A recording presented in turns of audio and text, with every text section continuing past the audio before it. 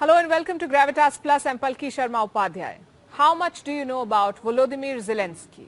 He's the president of Ukraine. The West is drawing parallels between him and the Chinese student who stood in front of a tank in Tiananmen Square in 1989. They say, like him, Zelensky too is standing up to the Russian president, Vladimir Putin. Volodymyr Zelensky has become the most admired person of the free world. His Legos are being sold. There is Zelensky merchandise. So much is being written about him, but mostly by the West. So far, we've seen Zelensky through the Western lens, one that sees Putin as the villain and Zelensky as the hero. Putin, the man who tags polar bears, and Zelensky, the president who dances to cha-cha. Putin is cold, Zelensky is funny. Putin barely talks about his family, Zelensky shares photos of his wife and children. Ever since the war in Ukraine broke out, the West has presented Zelensky as the antithesis of Putin, basically the good guy in this story. But this is the West's story. Let's look at Zelensky independent of the story. Who is he? Some say, like Putin, Zelensky too has authoritarian traits. Volodymyr Zelensky is 44 years old. He grew up in a town called Kryvyi Rih. This is where it's located on the map. Zelensky's father was a computer science professor. His mother was an engineer. He grew up in one of the better neighborhoods of the town. While the young men of Kryvyi Rih wore tracksuits, Zelensky wore classy suits. He liked English rock. He played the guitar. Even shared a pair of blue jeans with his friend, Alexander Pikalov. The denim would go back and forth between the two depending on who had a date. So goes the story. The Soviet Union, though, collapsed when Zelensky was growing up. The post-Soviet era gave him the chance to mock politicians in broad daylight. A comedy show sprung up on Russian TV called KVN. It pit teams from across former Soviet states against one another. At 17, Zelensky became part of the team representing Kryvyi Rih. Soon he and his friends created their own troupe. It was named the 95th Quarter or Quartal 95. Critics say Zelensky's comedy was quote-unquote puerile, vulgar and working class. It is said that Zelensky's mother once visited the rehearsal. She was not happy with what she saw. The distressed woman would pull Zelensky's friend aside and ask, "He's going to be a lawyer, isn't he?" Zelensky did go on to study law, but he built a career in comedy. Back in those days, oligarchs would often invite comics and satirists to their parties. Zelensky was invited to perform at Viktor Yanukovych's birthday party. We are talking about the Ukrainian president, Viktor Yanukovych, who was ousted in the Euromaidan revolution of 2014. Did Zelensky perform before Yanukovych? Reports say he did. When Crimea was annexed in 2014, Zelensky declared he did not want anything to do with Russia. His troupe cut all ties with the Russian market. It also donated 1 million hryvnia to the Ukrainian army. Not only was he a successful comic, but also Ukraine's most successful producer. He had a fancy office in Kiev with a panoramic view of the city. He bought a 15-room villa in Tuscany, one that he never declared during his presidential campaign. By 2012, long before Crimea happened, Zelensky was sitting on some $15 million. He did not lose much by cutting off ties with Russia, but he made immense gains in terms of his popularity. Soon, Zelensky started work on his most successful show, a sitcom called Servant of the People.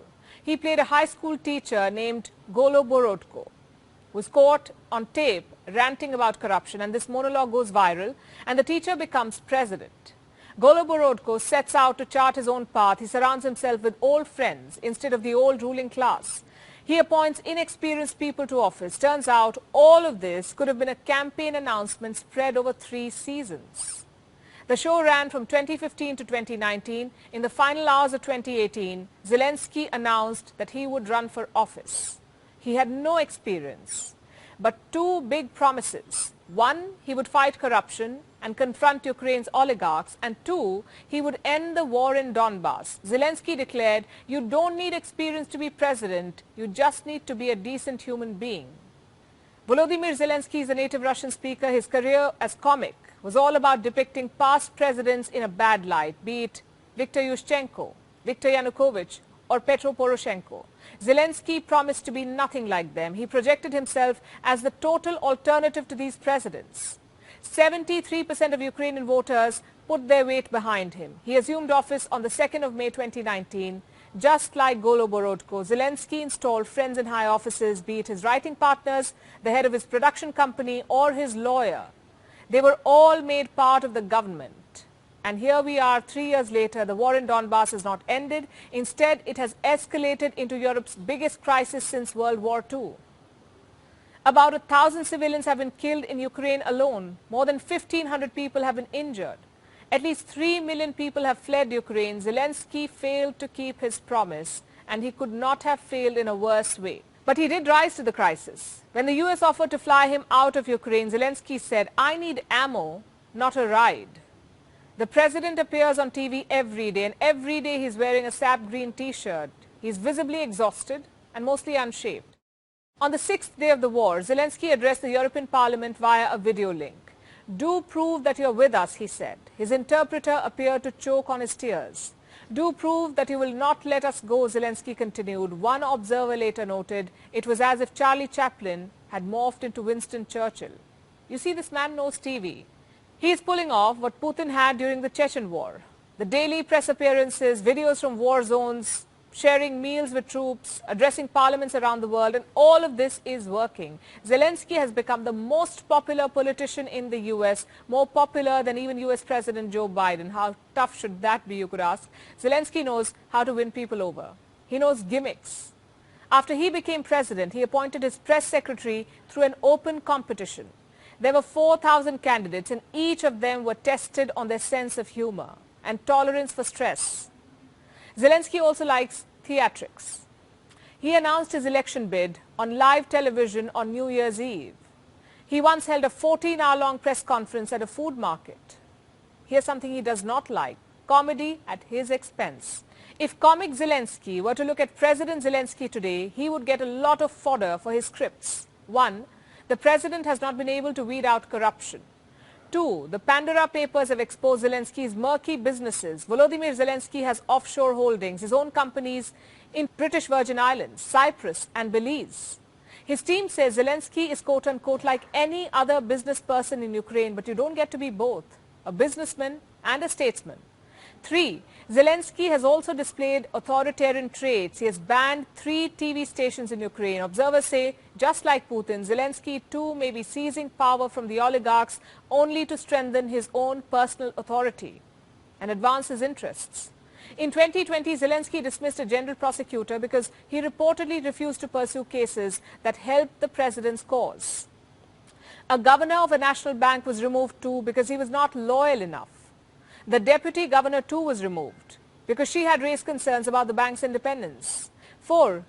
Zelensky has failed to deliver his biggest campaign promise. There is no peace in Donbass. The region has now been taken over by Russian forces. 5. Zelensky may have underplayed warnings of the war. He first accused the West of hurting Ukraine's morale. Then he decided to spook the world. He said Russia would attack on the 16th of February. Later he said he was only quoting media reports. Today Zelensky spends his days in bunkers, cheering his forces, appearing on TV every now and then. He's the only Ukrainian president to face a full-fledged invasion. He has the support of his voters. His approval ratings are at an all-time high. There is obviously a threat to his life. Zelensky, after all, is reportedly Russia's target number 1. He's often heard telling global leaders that this might be the last time you see me alive. And every time a parliament applauds Zelensky, he says, "Thank you, but we want you to do more." There is no doubt he has risen up to the occasion. But come to think of it, he did not have much of a choice either. Fleeing Ukraine means losing presidency and a lot more. The Western media is drawing parallels between Zelensky and the emergency team that responded to 9/11. They've already pronounced him a hero. But it may be too early to say how history will judge this president of Ukraine.